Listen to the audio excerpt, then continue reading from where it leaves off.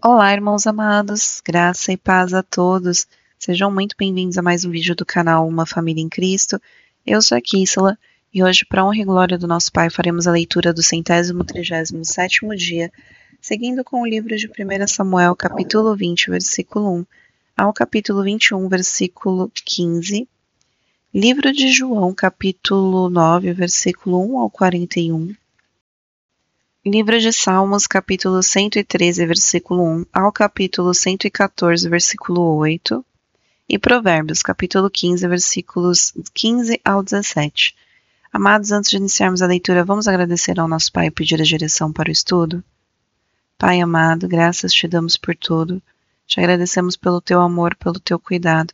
Te pedimos perdão por todos os pecados cometidos. Te pedimos que o Espírito Santo de Deus nos dê a direção nessa leitura, que nós tenhamos o entendimento da Tua Palavra de acordo com a Tua vontade. Que assim seja, em nome do Senhor Jesus Cristo. Amém.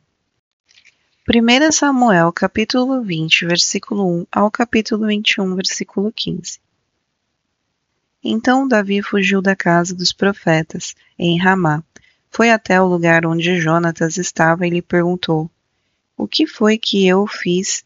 Qual é a minha culpa e qual é o meu pecado diante de seu pai, que procura tirar minha vida? Jonatas respondeu: Nada disso, você não será morto. Meu pai não faz coisa nenhuma, nem grande nem pequena, sem primeiro me dizer. Por que então meu pai esconderia isso de mim? Não há nada disso. Então Davi respondeu enfaticamente: Seu pai sabe muito bem que encontrei favor diante de você.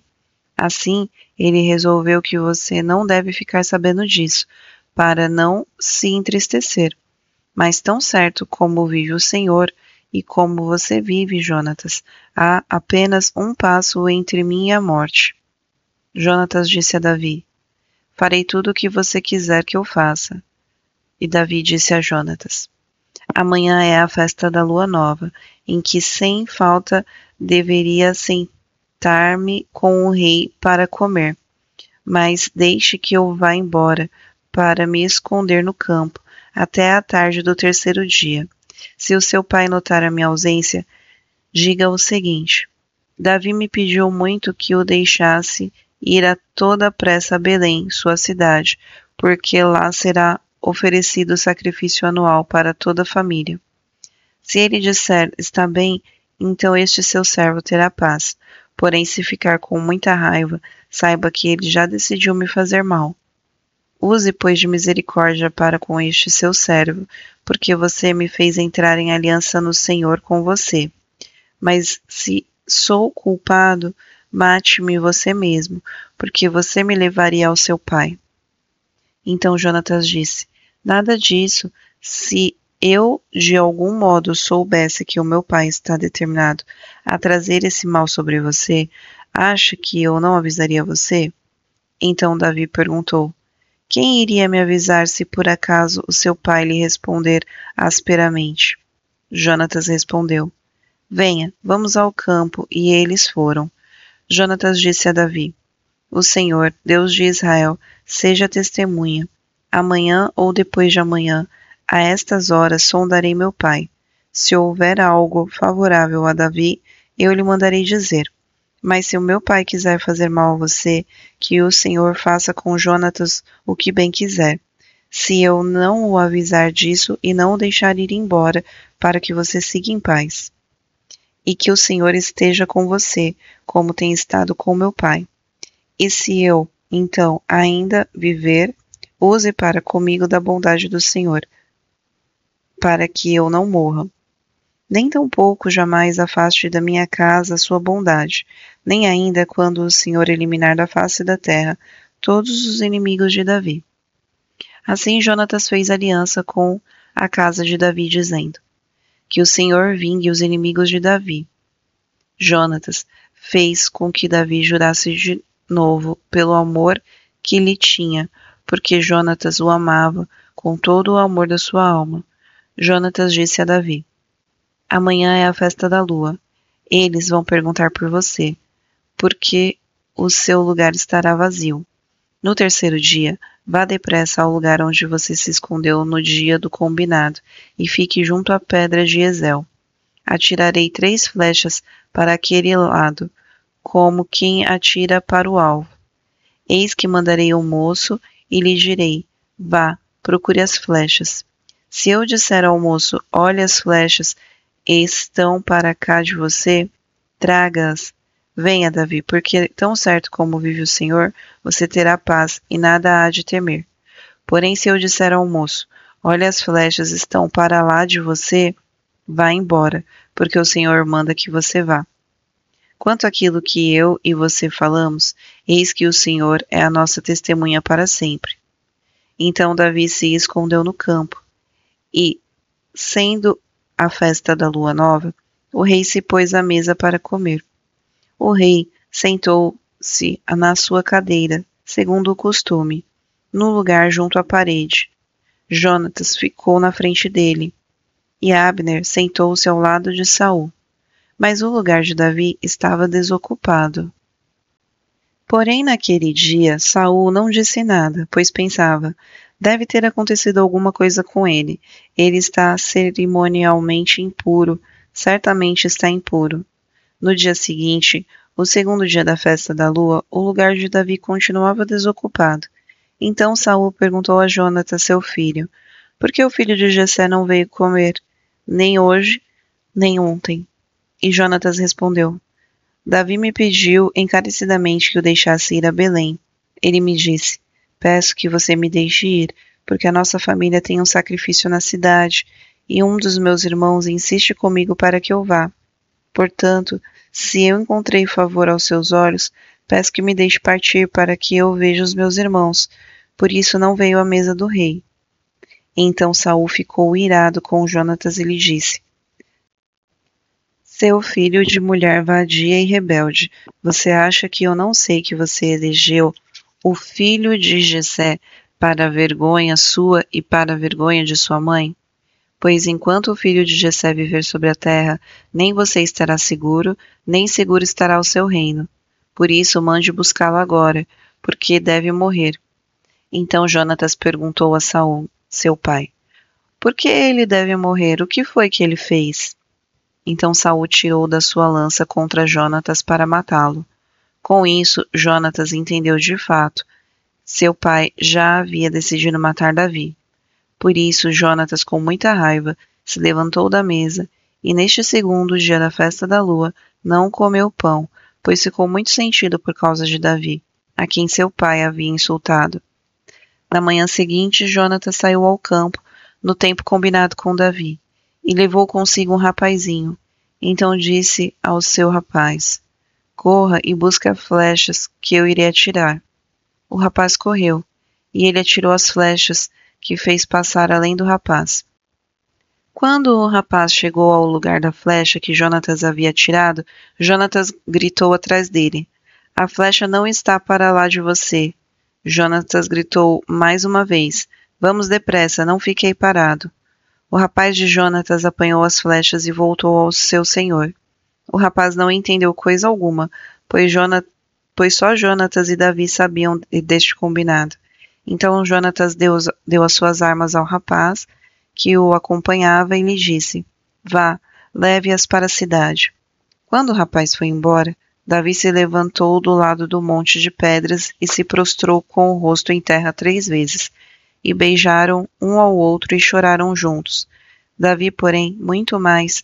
Então Jonatas disse a Davi: vá em paz, porque ambos juramos em nome do Senhor, dizendo: o Senhor seja para sempre testemunha entre mim e você, entre a minha descendência e a sua descendência.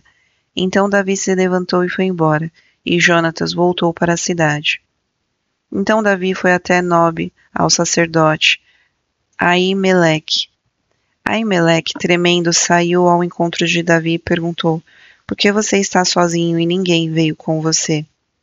Davi respondeu ao sacerdote Aimeleque: o rei me deu uma ordem e me disse que ninguém deveria saber porque ele me enviou e qual é a tarefa que me incumbiu. Quanto aos meus soldados, combinei que me encontrassem em tal e tal lugar. Agora o que você tem na mão? Dê-me 5 pães, ou o que puder encontrar. O sacerdote respondeu a Davi, dizendo: Não tenho pão comum à mão. Há, porém, pão sagrado. Se ao menos os seus soldados se absterem das mulheres. Davi respondeu ao sacerdote: Sim, como sempre, quando saio à campanha, foram-nos vedadas as mulheres, e os corpos dos soldados não estão imundos. Se isso acontece em viagem comum, quanto mais serão puros hoje. Então o sacerdote deu a Davi o pão sagrado, porque não havia ali outro, a não ser os pães da proposição, que tinham sido tirados diante do Senhor, quando foram trocados, no devido dia, por pão quente. Acontece que estava ali naquele dia um dos servos de Saul, detido diante do Senhor, cujo nome era Doeg, edomita, o chefe dos pastores de Saul. Davi disse a Aimeleque: Você tem aqui à mão uma lança ou uma espada? Eu não trouxe comigo nem a minha espada nem as minhas armas, porque a ordem do rei era urgente.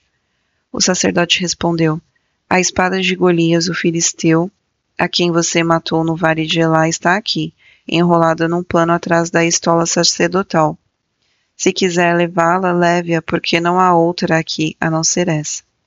Davi disse: Não há outra semelhante, dê-me essa espada. Naquele dia, Davi se levantou e fugiu de Saul. Ele foi procurar Aques, rei de Gate. Porém os servos de Aques lhe disseram: Este não é Davi, o rei da terra? Não é a respeito dele que se cantava nas danças, dizendo: Saul matou os seus milhares, porém Davi os seus 10 milhares? Davi guardou essas palavras no coração e teve muito medo de Aques, rei de Gate. Por isso mudou o seu comportamento diante deles, fingindo-se de louco nas mãos deles. Fazia riscos nos batentes dos portões e deixava escorrer saliva pela barba. Então Aques disse aos seus servos: Vocês estão vendo que este homem está louco. Por que o trouxeram para cá? Será que estou com falta de doidos? Será que vocês me trouxeram este para fazer doidices diante de mim? Devo deixar que este entre em minha casa? Livro de João, capítulo 9, versículos 1 ao 41. Enquanto Jesus caminhava, viu um homem cego de nascença. E os seus discípulos perguntaram: Mestre, quem pecou para que este homem nascesse cego? Ele ou os pais dele? Jesus respondeu: Nem ele pecou, nem os pais dele, mas isso aconteceu para que nele se manifestem as obras de Deus. É necessário que façamos as obras daquele que me enviou enquanto é dia. A noite vem, quando ninguém pode trabalhar. Enquanto estou no mundo, sou a luz do mundo. Depois de dizer isso, Jesus cuspiu na terra, fez lama com a saliva e com a lama untou os olhos do cego. Então disse ao cego: Vá lavar-se no tanque de Siloé. Siloé quer dizer enviado. O cego foi, lavou-se e voltou vendo. Então os vizinhos e os que antes o conheciam de vista como mendigo perguntaram: Não é este que ficava sentado pedindo esmolas? Uns diziam: É ele. Outros: Não, mas se parece com ele. O homem dizia: Sou eu. Então lhe perguntaram: Como foram abertos os seus olhos? E ele respondeu: O homem chamado Jesus fez lama, passou nos meus olhos e disse: Vá ao tanque de Siloé e lave-se. Então fui, lavei-me e estou vendo. Eles perguntaram: Onde está ele? Respondeu: Não sei. Levaram aos fariseus aquele que antes era cego. E era sábado, o dia em que Jesus fez a lama e lhe abriu os olhos. Então os fariseus lhe perguntaram outra vez como podia ver. E ele respondeu: Ele pôs lama sobre os meus olhos, lavei-me e estou vendo. Por isso, alguns dos fariseus diziam: Este homem não é de Deus, porque não guarda o sábado. Mas outros diziam: Como pode um homem pecador fazer sinais como este? E houve divisão entre eles. De novo perguntaram ao cego: O que você diz a respeito dele? uma vez que abriu os olhos? Ele respondeu: é um profeta. Os judeus não acreditaram que ele tinha sido cego e que agora podia ver, enquanto não chamaram os pais dele e lhes perguntaram: é este filho de vocês que vocês dizem que nasceu cego? Como é que agora ele está vendo? Então os pais responderam: sabemos que este é o nosso filho e que nasceu cego, mas não sabemos como agora está vendo, e também não sabemos quem lhe abriu os olhos. Perguntem a ele, pois já tem idade e poderá falar sobre si mesmo. Os pais dele disseram isso porque estavam com medo dos judeus, pois estes já tinham combinado que se alguém confessasse que Jesus era o Cristo, seria expulso da sinagoga. Foi por isso que os pais dele disseram: ele já tem idade e poderá falar por si mesmo. Então chamaram pela segunda vez o homem que tinha sido cego e lhe disseram: diga a verdade diante de Deus, nós sabemos que esse homem é pecador. Ele respondeu: se é pecador não sei. Uma coisa sei, eu era cego e agora vejo. Perguntaram-lhe outra vez: o que ele fez a você? Como ele abriu os olhos? E ele respondeu: já lhes disse, mas vocês não ouviram. Por que querem ouvir outra vez? Por acaso vocês também querem se tornar discípulos dele? Então o insultaram e lhe disseram: discípulo dele é você, nós somos discípulos de Moisés, sabemos que Deus falou a Moisés, mas este nem sabemos de onde é. O homem respondeu: é estranho que vocês não saibam de onde ele é, mas ele me abriu os olhos. Sabemos que Deus não atende a pecadores, pelo contrário, se alguém teme a Deus e pratica a sua vontade, a este atende. Desde que o mundo existe, jamais se ouviu alguém que tenha aberto os olhos de um cego de nascença. Se este homem não fosse Deus, não poderia ter feito nada. Mas eles disseram: você nasceu cheio de pecado e quer nos ensinar? E o expulsaram. Jesus ouviu que eles tinham expulsado o homem. Ao encontrá-lo, perguntou: você crê no Filho do Homem? E ele respondeu: quem é, Senhor, para que eu creia nele? E Jesus lhe disse: você já tem o visto, e é aquele que está falando com você. Então ele afirmou: eu creio, Senhor, e o adorou. Jesus continuou: eu vim a este mundo para juízo, a fim de que os que não veem vejam, e os que veem se tornem cegos. Alguns dos fariseus que estavam perto dele perguntaram-lhe: por acaso também nós somos cegos? Jesus respondeu: se vocês fossem cegos, não teriam pecado algum, mas porque agora dizem, nós vemos, o pecado de vocês permanece. Livro de Salmos, capítulo 113, versículo 1 ao capítulo 114, versículo 8. Aleluia! Louvem, ó servos do Senhor, louvem o nome do Senhor. Bendito seja o nome do Senhor, agora e para sempre. Do nascimento do sol até o momento em que se põe, louvado seja o nome do Senhor. Excelso é o Senhor acima de todas as nações, e a sua glória está acima dos céus. Quem é semelhante ao Senhor nosso Deus, cujo trono está nas alturas, que se inclina para ver o que se passa no céu e sobre a terra? Ele levanta o pobre do pó e tira o necessitado do monte de lixo, para o fazer assentar ao lado dos príncipes, sim, com príncipes do seu povo. O Senhor faz com que a mulher estéril viva em família e seja alegre mãe de filhos. Aleluia. Quando Israel saiu do Egito e a casa de Jacó do meio de um povo de língua estranha, Judá se tornou o santuário do Senhor e Israel o seu domínio. O mar viu isso e fugiu, o Jordão recuou, os montes saltaram como carneiros e as colinas como cordeiros do rebanho. O que lhe aconteceu ao mar para que você fugisse assim? E você, Jordão, por que recuou? Montes, por que estão saltando como carneiros? E vocês, colinas, como cordeiros do rebanho? Trema, ó terra, na presença do Senhor, na presença do Deus de Jacó. Ele transformou a rocha em lençol de água e o rochedo em manancial. Livro de Provérbios, capítulo 15, versículos 15 ao 17.